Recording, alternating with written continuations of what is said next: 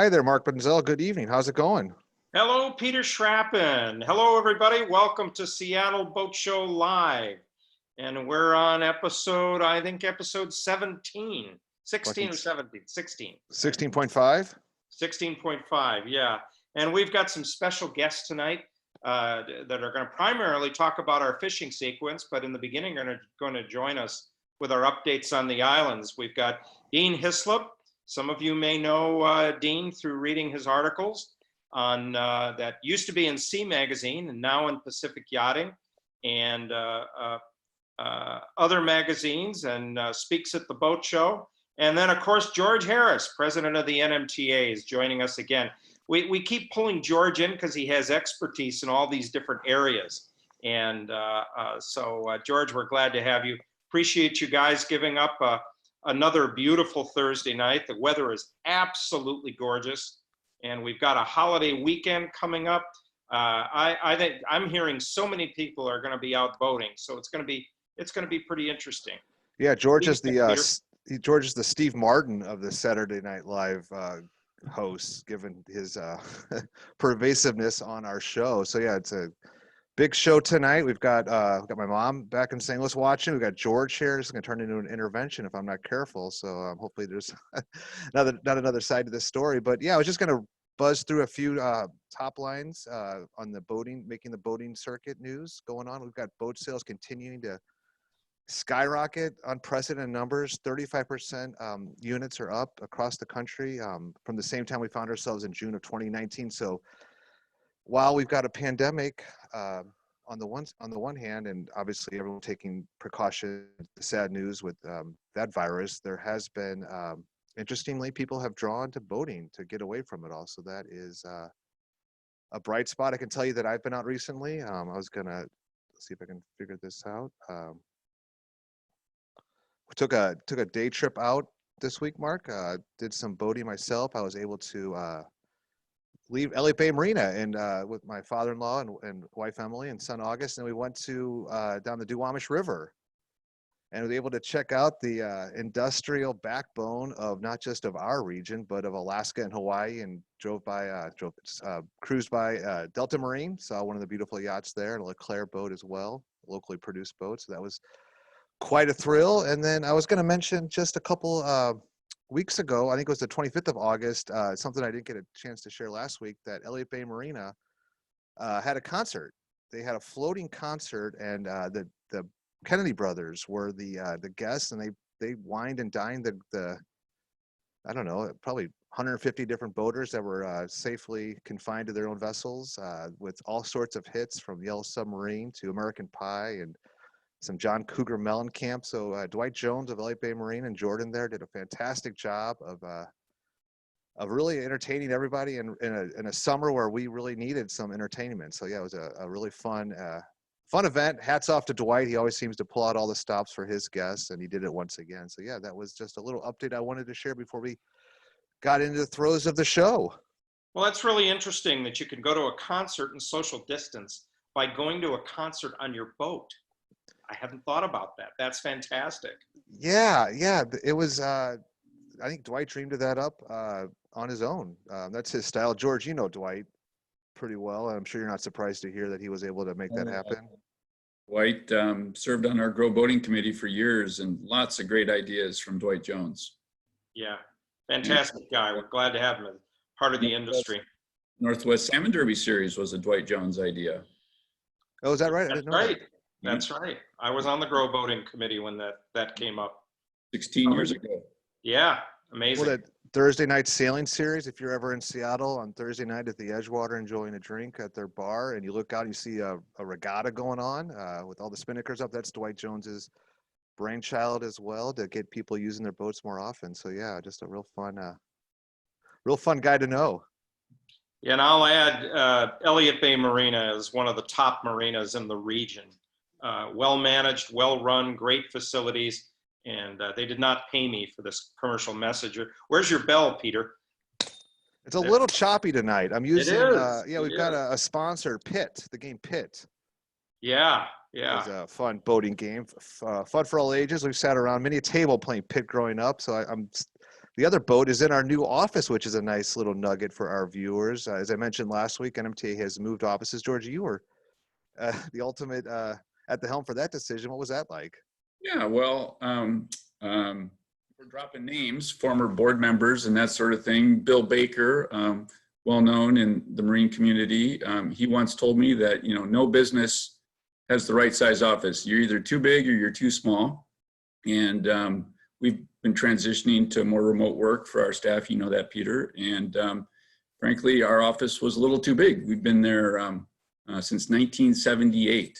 Pretty impressive, 42 years. And we had an opportunity to downsize. And what a perfect time to downsize in the middle of a pandemic.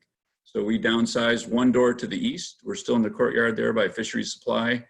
And we did it on about 3 weeks' notice. So it was hurry up offense, but we got it done. Everybody pitched in, and NMTA is one door to the east. Okay. A great place to visit, great place to say hello, except during COVID-19. That's right. I'm looking forward to seeing it.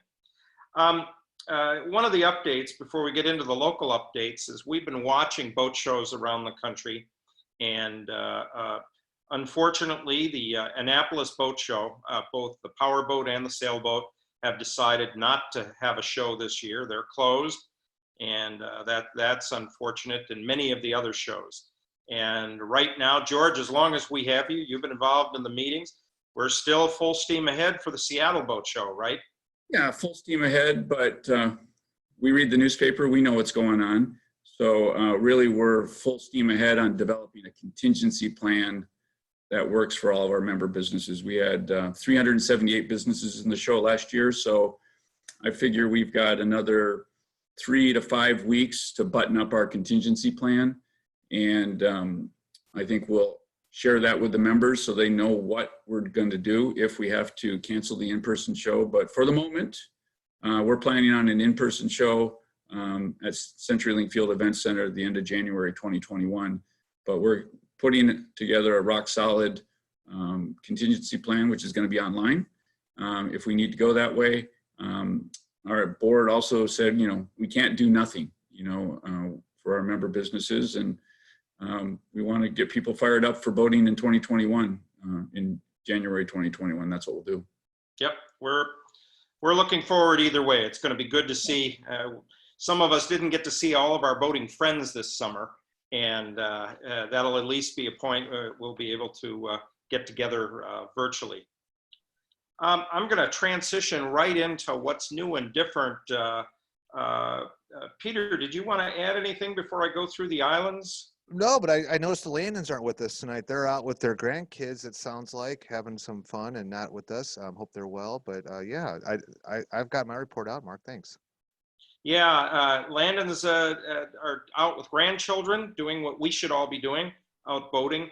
And I think to lead off the discussion about the islands and so forth, this is going to be a very busy weekend. So please be safe out on the water. Have a backup plan, because you may go into an anchorage and it may be completely full of boats that are anchored. And Dean, you were out in Garrison Bay for a week. Was Garrison pretty full? You might say that. There was one night we counted 60 boats in Garrison Bay. 60 of your closest friends? My closest friends. Yeah. On their best behavior? Everybody was on their best behavior.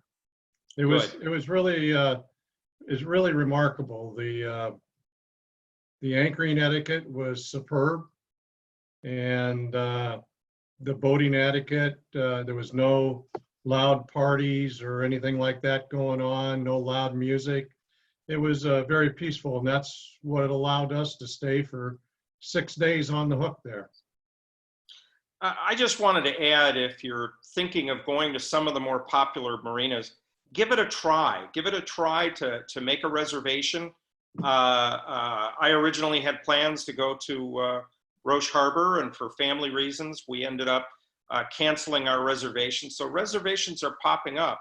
Last weekend, I was going to go to Rosario and ended up canceling. So some lucky people got into the marina when I had to change my plans. So don't give up. Keep trying it. The marinas love to see you, and be ready with a backup plan that may require polishing up your anchoring skills.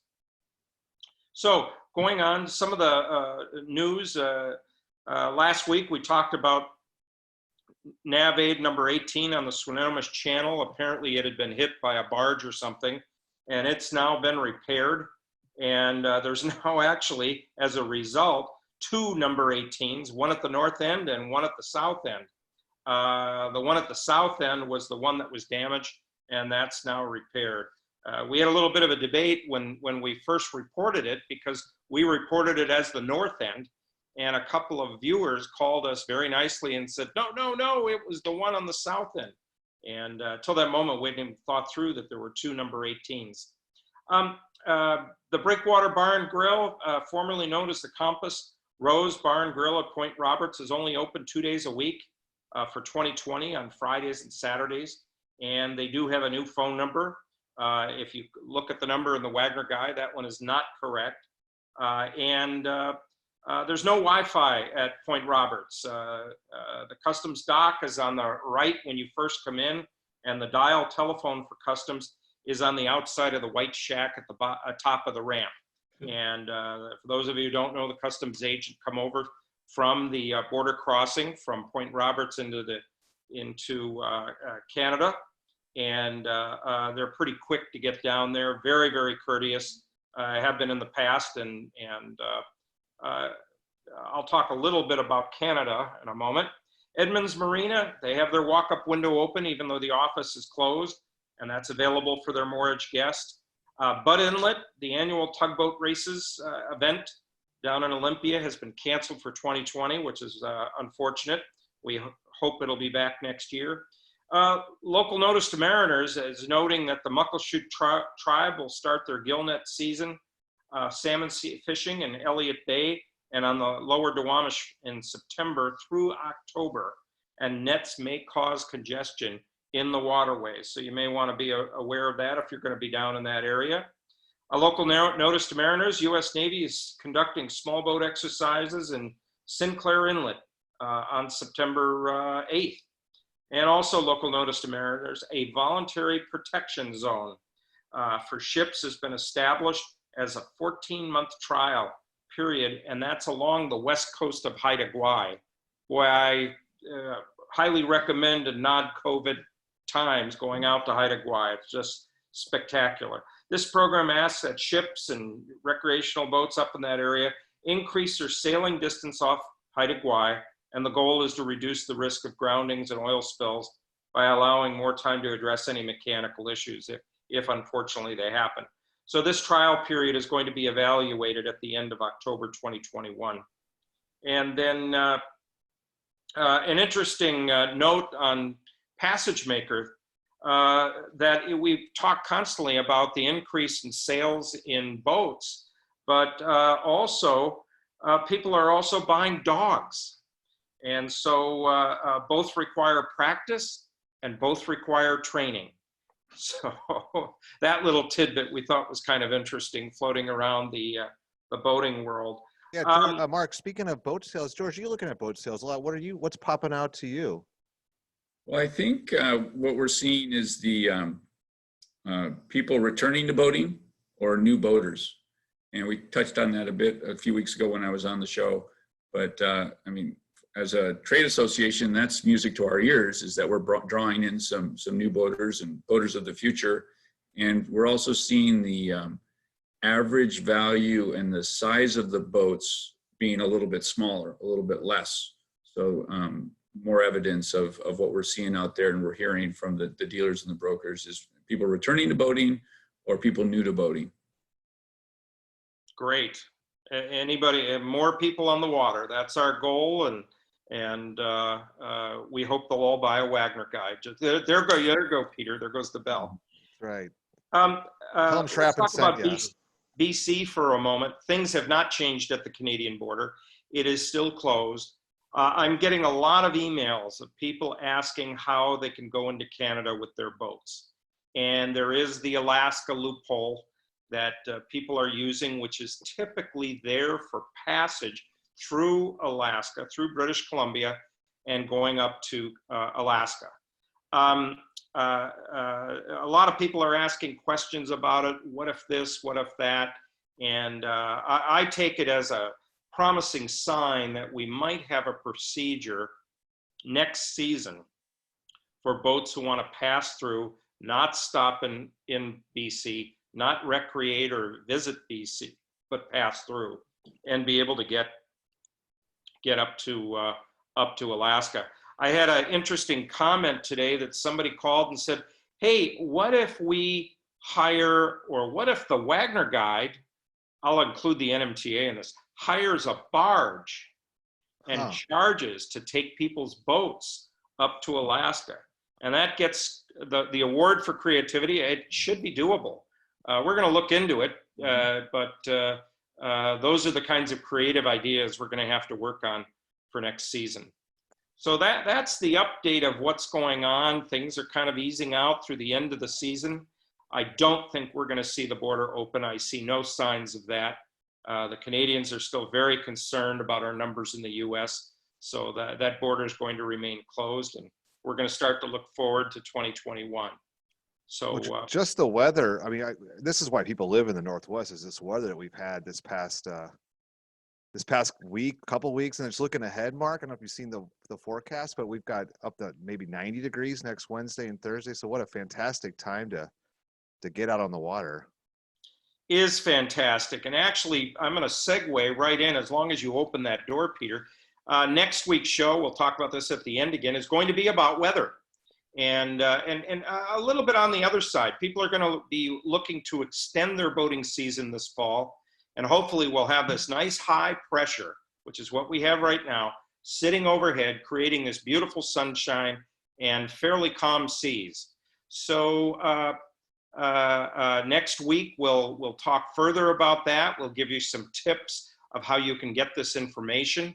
And yeah, it's going to be absolutely gorgeous.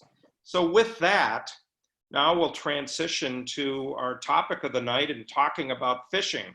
And we've got George and Dean, both are, I think George and Dean, if they had any choice of where they'd rather be right this moment, it wouldn't be online with all of you. They'd rather be out there wetting a hook. Not true, not true. All right. I like to say if somebody had a window into my brain and you could realize how much time I spend thinking about fishing during the day, I'd embarrass myself. All right. Two dedicated fishermen.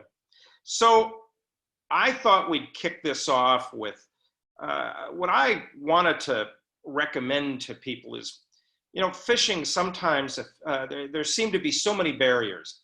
I mean, yeah, you got to buy a license. You've got to look at the regulations. You've got to buy a bunch of gear, or some people go out and buy a boat that they completely set up and dedicate for fishing. Downriggers, and they're all set. And then they go about learning how to fish. Is there an easier way to do this when I want to take my kids out, that I can take them out and catch some fish? Well, let me start with, the answer is yes. Of course there is. There's always reasons why not to go fishing. If you can always find a negative, but if you don't have to look very far to find some positives why to go wet a line, especially this time of the year. You've got an estimated return of coho salmon coming back, estimated return of 422,000 coho salmon, ocean-going coho salmon, coming back into Puget Sound waters this year. They've started to show up. They're running 6 to 7 pounds on the average, but the other part of it is their whole purpose in life right now is to feed, put on weight, put on fat, and they can grow. If the feed is there, which it looks like it is, they can put on as much as 1 pound a week. Now, that's music to my ears and gets me fired up to go out and wet a line. So the answer to your question is yes.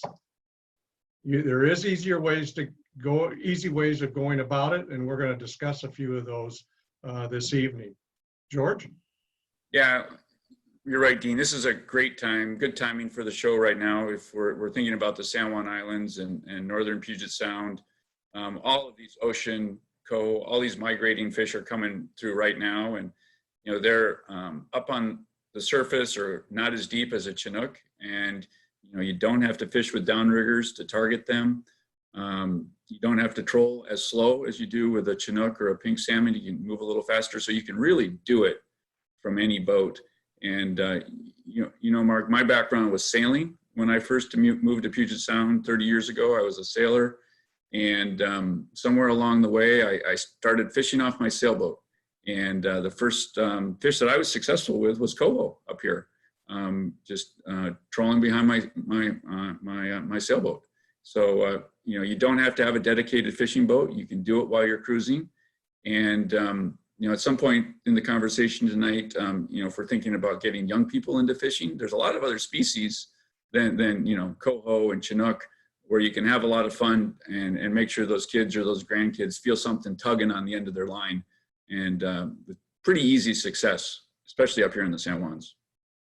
Yeah, we keep talking fishing, and I like to add catching onto that. I almost prefer, let's have a very positive aspect about it, that we're out there to catch fish, not just fish for fish. I guess, you can get a little philosophical here. It's a little bit like golf too. You don't have to be a scratch handicap golfer to enjoy it. Just to be on the water, messing with the gear, as long as you got your line in the water, you've got a chance. That said, if you take the kids or the grandkids or your friends and family out day after day after day without a strike or a chance, you're going to lose their interest. But I think about how I transitioned from sailing to pretty successful salmon angler is, you do have to kind of put in your time or put in your time at the driving range.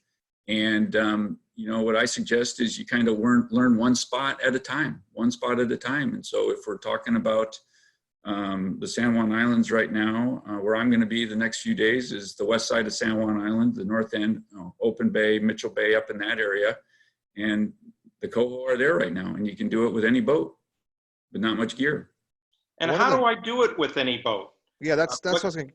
Well, I'll address that to begin with.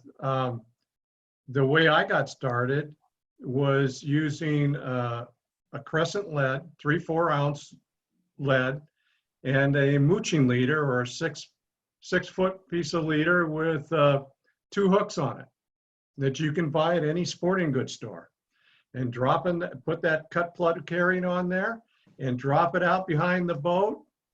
And back then, in those days, we'd count the number of poles, and that the pole was from the reel to the first guide. And you'd put X amount of poles out, and usually you started at about 30 and worked your way out from there. And you can put the rod in the rod holder, or you can handle it or hang on to it and sit back and wait for that fish to hit. And when that fish hits, a lot of times that fish comes out of the water before the rod tip dips. And I'll tell you what, once that happens, watch the excitement on board increase. So let me see if I have it straight. You're pulling it behind the boat, but you don't need to troll. Can you just go at a slow? There's 2 ways of doing it. You can do a straight troll. And as George says, coho like it a little faster. And I'm going to define a little faster. I'm going to say anywhere from 3 to 4 miles an hour. And at least that's what I've found that works for the coho.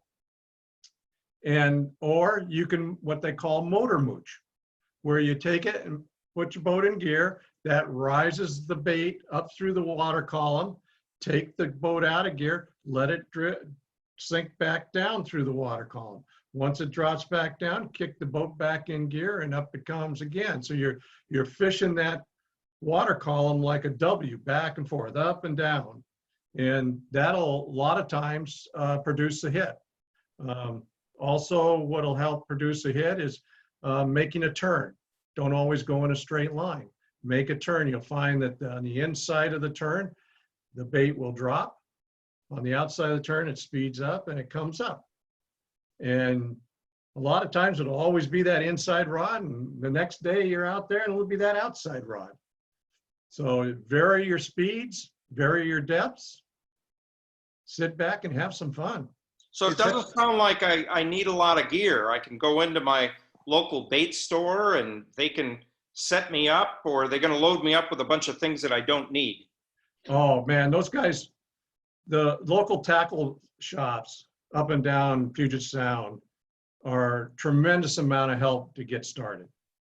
Those guys are there for one thing and one thing only, and that's to help you catch fish. If they're not helping you, they're going to lose customers. And they've got their finger on the pulse on what's going on. They can tell you what's catching them, how to catch them, where to catch them. They've got all the information for you. So if you're getting started, that's a great place to start.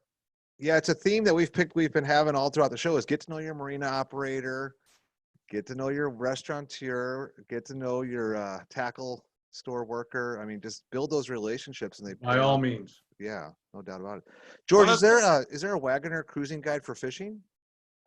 Actually, I admit that I use it all the time. Even when I'm fishing familiar spots, I really recommend this book. John Martinez, who owns John Sporting Goods, publishes a book called the Saltwater Fishing Journal. I think this one's a few years old. I think the cover looks different now, but John does an incredible job with maps and really simple to understand notes and where to fish. And actually, if you just go online, John Sporting Goods, Google John Sporting Goods, johnsportinggoods.com, all of the maps are online for free. So, if you're headed to the west side of San Juan Island or Spring Pass or Point Lawrence up on Rosario, or anywhere down in, excuse me, George, but anywhere in Puget Sound, covers all of Puget Sound. And he does it for crab, he does it for shrimp, he does it for Chinook, he does it for coho, he does it for pinks. I mean, it's just an incredible resource just out there for free. But the Spiral Bound book is really well done. And anybody just thinking about salmon fishing here in Puget Sound, I really recommend this. Yeah, we have it in the Wagner store, and it is a big seller for us this time of year, and a lot of people are really happy with it. So I add my 2 cents of endorsement there. Just add some, color commentary on what Dean said. So now, most of the reels you use for salmon fishing, or many anglers, they have a line counter on them, so you can see what depth you're at. Yeah. And then you have to do a little trigonometry or a little geometry. Your line doesn't always go straight down vertical. It'll sweep back at a 10, 20, 30, 40 degree angle.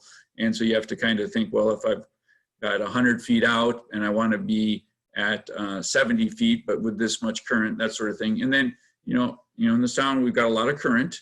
And when you're doing that mooching, that style fishing, we often call it vertical fishing. You want to be close to vertical, not exactly vertical, but more up and down, rather than have it swept way out behind you, which can happen if there's if there's a strong outgoing tide or something like that. Interesting. The one thing that advice that I got from my local store when I went in and started to get equipped is he said, "Hey, you didn't buy a net," and I hadn't even thought it through that far. That I might be successful and then have to net the fish in the water and land it in the boat. Yeah. George, this might be a good time to discuss clip fish and non-clip fish. Oh yeah, that's one of my favorite topics is Dean, how much time do you have? Because if it wasn't for mark selective fishing, specifically for Chinook, which is the non-retention of wild Chinook. We know how important wild Chinook are here in Puget Sound for a number of reasons, but if it wasn't for mark selective fishing, we wouldn't be fishing.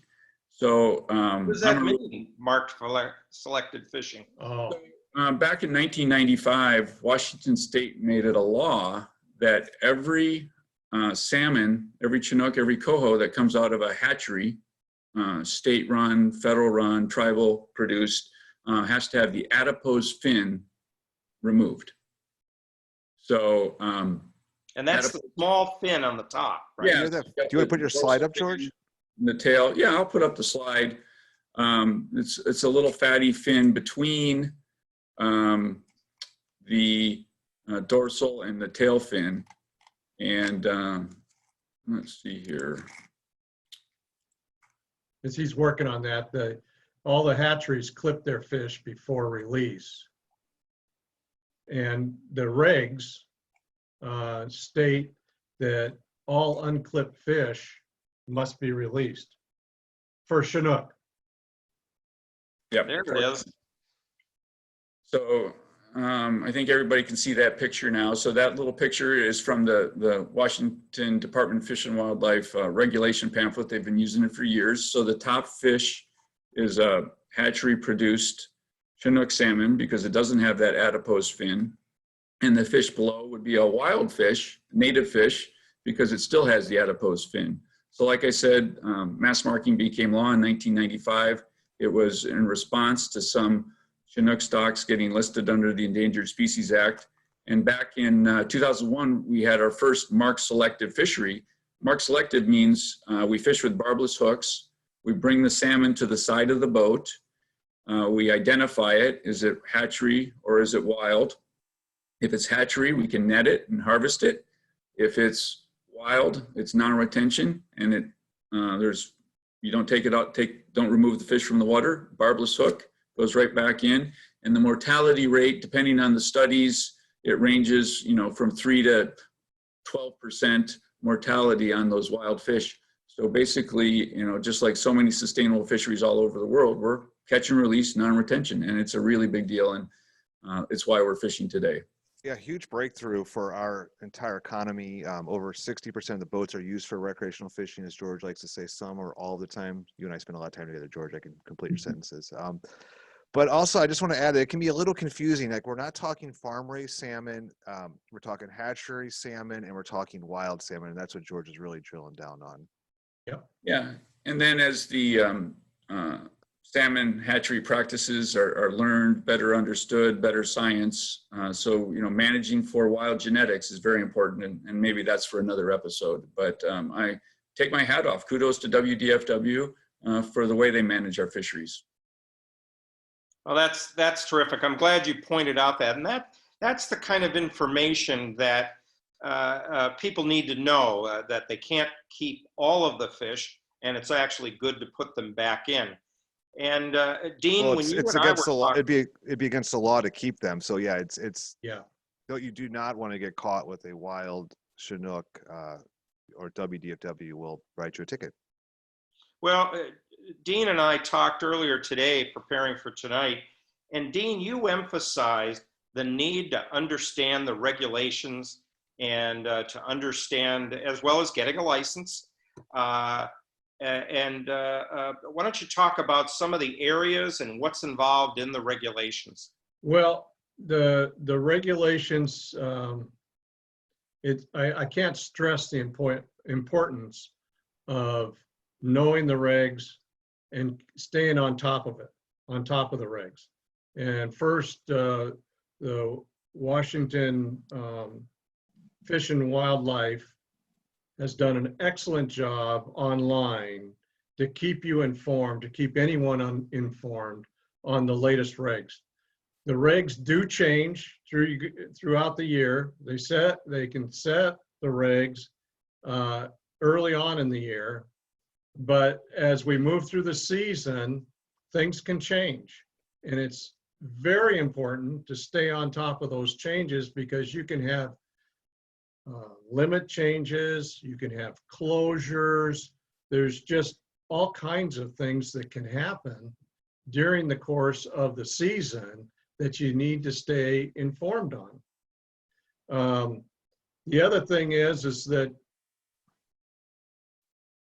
the entire Puget Sound area, including, when I say Puget Sound, I include the San Juan Islands, they're broken down into areas. The overall area is broken down into sub areas, I'll call them. And each of those sub areas has their own set of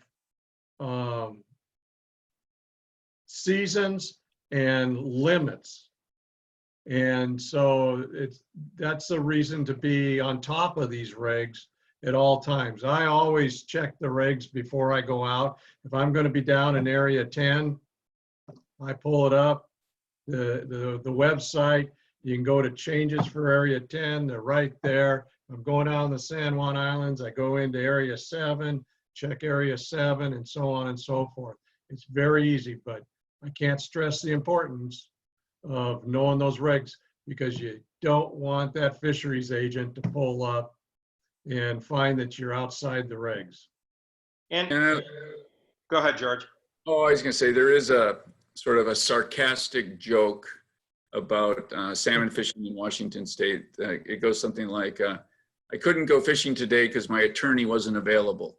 The rules, the regs are so complicated. Up on the screen here is the current regs for salmon in Marine Area 7, which is the San Juan Islands. And I know it can be a little off-putting, a pamphlet that's 3/4 of an inch thick, but you get comfortable with it and talk to people at the tackle shops. It's pretty easy to understand, I think. You don't need an attorney. So right now, up here in the islands for coho, you can actually keep hatchery and wild coho up here. So if you look on that slide there, I'm trying to understand it. It says September 1 to September 30. That's right now. No minimum size, daily limit 2. Release Chinook and chum. So they say no retention of Chinook and chum. They don't mention anything else about salmon. So you can actually retain coho or pinks. Pinks aren't here this year. And there it is. There's the rules. So how much is a fishing license in the state of Washington? Well, you can buy a one-day license. I think they're $13 for one day. So if you have guests or family, one-day license, it works nicely online. You can do it.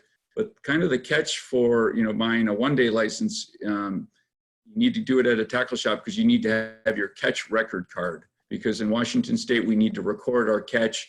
And then at the end of the season, as anglers, we're expected to send that in for our fish management. And that's part of the agreement with the state and the tribes. So the first time you buy a license, you do need to do it in person so you get that catch record card.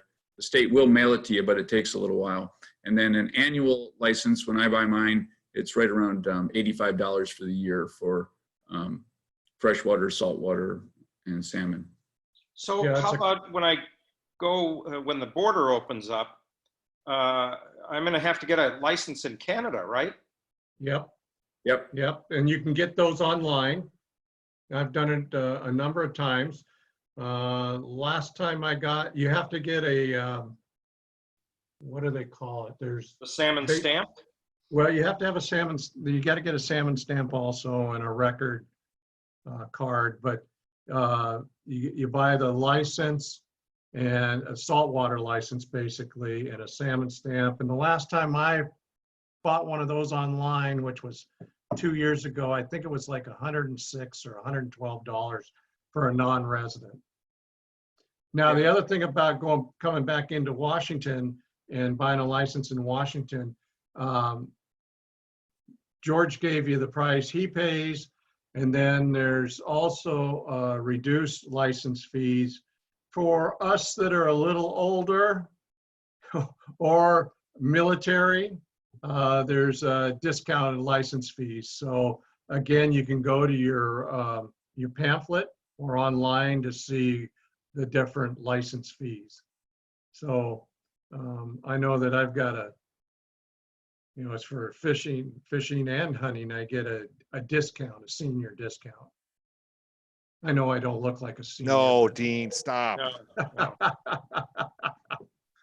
George, the Outdoor Line is another great resource too for anglers. Yeah. It might be a little bit, it's almost black belt anglers, but it's just great to roll around and that sort of information. The more you listen to it, that's from 6 to 8 every Saturday on 710. I'll put the link in the chat box, but you've been on that show a few times. Yeah, because I think what happens there with Tom Nelson is you know, there's seasons, and you know, there's a rhythm to fishing here in Washington State. And what you do listening to Tom is, you know, when it's time for the Chinook and when it's time for the coho, when it's time for the chum, when it's time for the lingcod, that sort of thing. And he's pretty specific about techniques and things like that. And he does a lot of good videos, you know, YouTube, you know, for the cut plug herring that Dean was talking about earlier. Just go to YouTube, put in cut plug herring, choked herring, something like that, and you'll see some really good videos, and you'll probably see Tom's at the top of the heap. I like how he gets you excited about fishing. Tom does a great job of that, and his show does, and his guests. You know, if you watch his show, you're going to be out fishing pretty quickly. You know, bringing back up, I agree. Tom does a fantastic job, and I'm a religious listener to the show every Saturday morning. But also, we've talked about using herring for bait. But if you don't want those slimy worms on your boat, which people sometimes call them, and you don't want the herring scales on your boat, there's a lot of other options out there also. And that's where those tackle stores will come in handy. The trolling a flasher or a dodger with some type of lure behind them, like a crippled herring or a coho killer or a ace high fly, those are also excellent ways of pursuing coho salmon. So And- Dean, Yes. one of the fun conversations I like to have with other anglers or buddies of mine is, I'm sure your tackle boxes are as big as mine. And if Notice he said tackle boxes. yeah, got more gear than I need. But if you could only have 5 baits, what would they be? What am I fishing for first? Well, it's coho. So we're Okay. talking about coho. Okay. My favorites would be coho killer, would be one. A coyote spoon would be another. Ace high flies are a good way to go, like I mentioned before. There's 3. We're not even Plug- needed here, Mark. I know. What was that, Peter? I said, Mark and I aren't even needed here anymore with you two. I'd have a dozen herring or better in some Pro-Cure of some sort on board. All right. Since I said coho, I think I might have five white hoochies. I think that's No argument. yeah. No argument. That's yeah. a killer. And then the whole herring, you can't beat that for coho too. So With 5 white hoochies with twinkle skirt in them or some type of reflectant. Yep. Peter, we're here to be interpreters of these. Yeah, and entertain. This is great stuff. George Yeah. and Dean, the best advice for fishing is certainly fish where the fish are. Can you unwrap that a little bit and what that means for burgeoning anglers? yeah, I think once upon a time, I'd look out at Puget Sound and think, my oh my, there must just be fish everywhere. There must just be fish everywhere. So I can just start fishing here now and they're going to be jumping in the boat. But I think about a few years ago, I was driving across Wyoming with my daughter, and we really wanted to see an antelope. And we did hundreds of miles across Wyoming, and we didn't see antelope.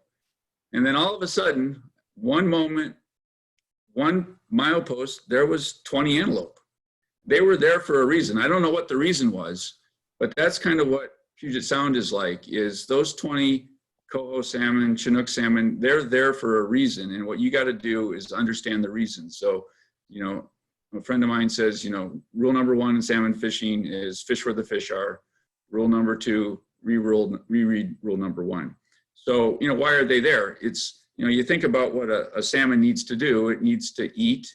It needs to use as little energy as possible, and it needs to not get eaten by a seal or a whale or something like that. So they're going to find places where there's food, they don't have to work hard, and they feel safe. And for like a Chinook salmon, they feel safe when they're down on the bottom. So you got to find bait, you got to find place where they don't have to work too hard. So what I do is when I was early on is fish where the charter boats are. Heck, they're out there every day. Or better yet, go out on a charter boat. There's lots of them all up and down Puget Sound, and tell the skipper, I'm getting back into salmon fishing, or I'm new to this, and I'm here to learn. They'll tell you everything. And then other things is bait. Birds. Look for the birds, that sort of thing. So, but they're in specific places. Look for other boats too. So do I need a fish finder or depth sounder? Absolutely. And what am I looking for? Well, can I kind of enhance a little bit of what George was saying? Sure. The way that I look at fishing in Puget Sound and around the islands. Someone once told me, gave me this tip, and I found it to be very helpful. Consider Puget Sound and the islands as a river. You've got constant current flow. And if you fish in a river, you're always fishing behind rocks because there's a break behind the rocks, and the fish don't have to expend the energy, which George was talking about. Fish around points on the down current side of the point. There's less current in there. The zooplankton and the bait fish congregate there, start the food chain, and then the salmon will be in there feeding on them. So think about current and obstruction that changes the current, and that'll be places where you'll find the bait and you'll find the fish also. Should I be fishing at slack? There's many schools of thought on that, but I believe it's helpful to fish at slack, especially for coho, because coho reside in the top part of the water column, from the surface down to, I'd say, about 45 feet. You're going to find most of the coho most of the time. When the sun comes out and there's not a cloud in the sky, yeah, they'll drop a little deeper. But I've found that slack current sometimes stimulates a bite. Slack current can also congregate some bait. And if you can find that bait ball, especially if you find a bait ball, because if they're balled up, chances are, going back to your depth sounder question, you can see the bait on your depth sounder and you can see the fish also. And normally they'll be right below the bait ball. That's what I've learned. Look for the birds, drop through the birds. Down below, you'll have the smaller fish. Get below that bait ball, and that's where you'll find fish. So you've caught the fish now. George, this is something you take seriously. How are you preparing the fish? Oh, well, great question. A couple things is, you've gone to a lot of effort to catch that fish, time, and you need to really take care of it. And you want to bleed that fish right away. Yes. And I learned a while back the best way to do it and not have a mess on your boat is you take a 5-gallon bucket, fill it with water, put that fish in head first down, slit one of the gills, and they will bleed out naturally, and your fillets will have not a bit of blood in them. And that's sometimes the fishy taste that people don't like. It comes from a fish that's been poorly bled. And then after you bleed the fish, you've worked hard for the fish. I think a good picture is really important. And I kind of chuckle when I see these pictures on social media and somebody with really the fish of a lifetime, absolutely the fish of a lifetime. And it's got rigor is set in, and they're in a gravel driveway in their backyard. It's like, did you catch that fish in your backyard? Come on. Take the time to get a really good picture on the water, and please no blood or anything like that. And that picture will be worth a lot in the future. Hey, George, bring up that slide number 1 you have. I love that one, showing your girls catching some beautiful salmon. Sure. Hear that one. While George is setting that up, I'm going to recognize something that I should have brought up earlier, and then we'll get back to talking about fishing. And that's, we have a sponsor this week. And, oh, there is that shot that look at those happy faces and those beautiful salmon. And I had one shot of my daughter, but I couldn't bring it over. She was out last week and caught a nice king salmon off of Discovery Point. And, you know, she sent the photo to her dad, and the first thing I said is, "Where did you catch it?" And she had a ball catching it. And it's so much fun when you've got kids or grandchildren out there and they catch something. It's just great. I wanted to recognize that we have a sponsor this week. Yeah, kind of like we've arrived, Mark. I know. I missed Yeah. that on our script here. I put my suit on. And and the Grosbeck Group, and I'm going to show you one of their properties, is a real estate firm in Anacortes, Washington, run by a very avid fisherwoman, a very successful fisherwoman, Jean Grosbeck, who is just dying this summer because she can't get up into BC where she likes to fish up at Dent Island. But she recognized the boating community is a great community for real estate, and she's located up in Anacortes. And I'm looking right now for her picture here. I'll grab that. And she has some beautiful waterfront properties as well as docks for mooring your boat that you can purchase up in this area.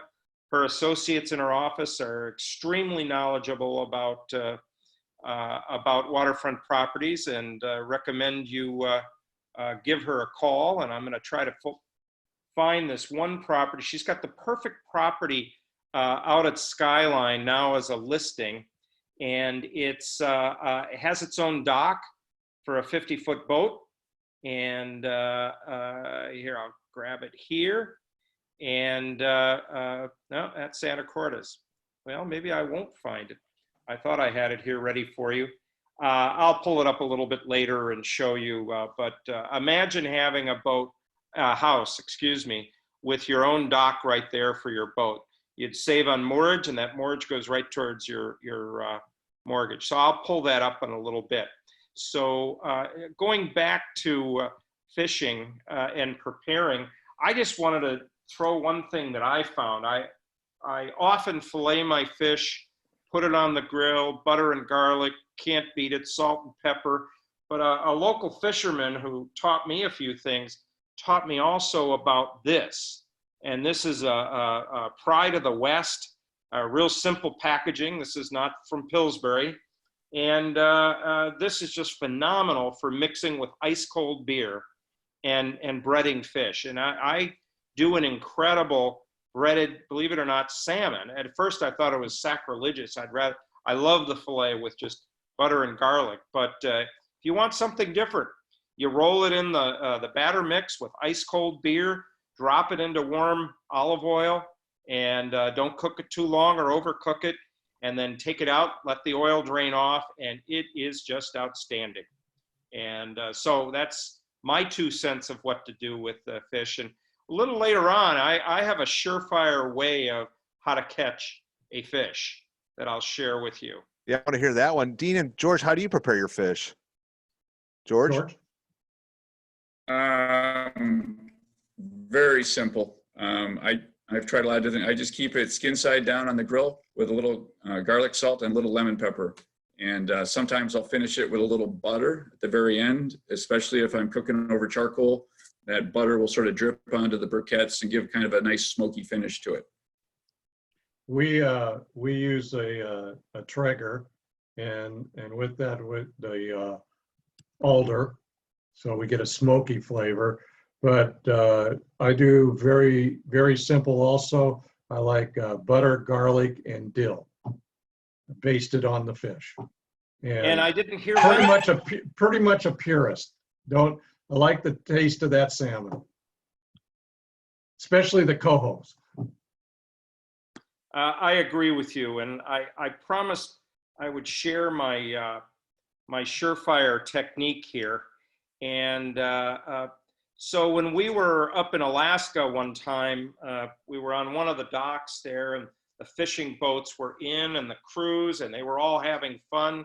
and my crewmate and business partner, Lynette Brower, had the surefire way to catch fish. So what she did is every morning she would bake, and she'd bake these marvelous banana breads, and she'd always bake 2. And one day we were looking for fresh salmon, and she said, I'll take care of that. She walked down to one of the fishing boats with fresh baked warm banana bread and shared it with the guys on the boat. And these guys just looked at this bread. They were literally reaching into the pan on the dock and grabbing chunks of banana bread. And about an hour later, there was a knock on the hull, and 2 guys were standing out there with this gorgeous salmon. And they said, would you like a salmon for dinner tonight? Now, there's only one answer to that question: yes. So, moral of the story is, if you want to catch salmon the easy way, send somebody down the dock, preferably the female member of your crew, to the real fishermen, and have a nice offering. And some of the best salmon I've had is when people on the dock have shared it. And I suggest it to you. I one night came back up at Shearwater, and we had a great day. My freezer was full. I couldn't fit another salmon in it. And I saw some people that I knew, Liza Copeland, who frequently speaks at the Seattle Boat Show, and I walked over to their boat and I said, would you like a salmon? And they looked at me like I was nuts. Or is something wrong with the salmon? And I said, no, here you go. And they've never forgotten it. Every time I see them, they remind me of that. So it's sometimes fun to give it away. And I'm fortunate to be a neighbor of Dean Hislop, who happens to be a much better fisherman than I am. And every season he shares a little bit with me. I'll admit it. Thank you very much, Dean. I appreciate You're welcome. that. So be gracious with your fish. It's fun, and we enjoy it, and go for it. Yeah, I was going to put a plug in. If you're looking for the perfect wine to pair, it's a classic pairing of a Pinot Noir. Did you hear my COVID dog in the background? But a Pinot has got that nice level. It meets the salmon, which is also subtly flavored. So it's a nice classic pairing there as well. Nice tip. Good idea. Good tip. And as George said, you get the grill going and you get that char going, and it's just fantastic to when you're out boating to be able to enjoy a fish like that. Okay. Well, another thing, if I may, Mark, is we normally cook up a little more than we can eat for dinner. And then the next day, we mix it as if it was like tuna fish and make a salmon salad sandwich. And that's really good also. I thought you were going to say salmon and scrambled eggs in the morning. That's one of my guilty pleasures. I've been there. I've been there. Yep. And another way of preparing fish, there's your shot. Yeah. Another way of preparing fish is smoking it. Yes. And a nice, tasty piece of smoked salmon is, and I love a piece of smoked king. Man. I think we're setting the scene for a return of Dean and George down the road to talk about all the other aspects of salmon fishing. I think so. I wanted to show, I promised, this picture from our sponsor, the Groesbeck Group. And I'm building this up just because this is my dream right here. I mean, a beautiful home with let me show you the deck. But look at that dock and skyline. I don't have a 55-foot boat, so I can't, the house is probably inappropriate for me. But look at that view of skyline. George, this is the one for you. And here, a 950-foot square foot deck overlooking the marina and skyline. And anyway, you can see this on the web, groesbeckgroup.com, and give them a call, and they'll be happy to talk to you about that or other properties in the Anacortes area or docks. So with that, I'll and thank you, Gene, and your group for sponsoring our show.